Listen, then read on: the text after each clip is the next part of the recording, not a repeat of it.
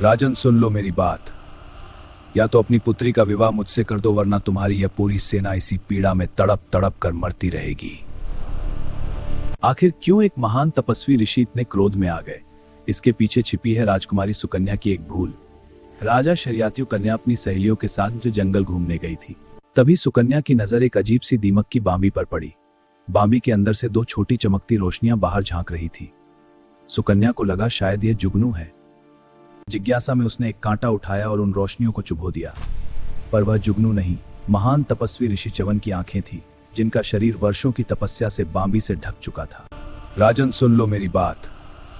या तो अपनी पुत्री का विवाह मुझसे कर दो, वरना तुम्हारी यह पूरी सेना इसी पीड़ा में तड़प तड़प कर मरती रहेगी। हमें क्षमा करें।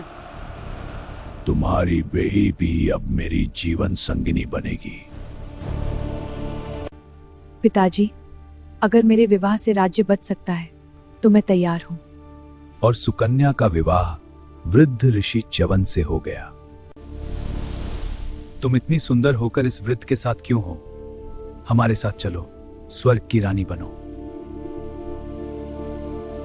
सुकन्या की निष्ठा देख देवता प्रसन्न हुए। उन्होंने ऋषि को दिव्य सरोवर में स्नान कराया।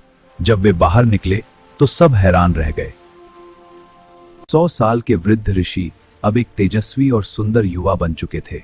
सुकन्या की सेवा और प्रेम की जीत हुई।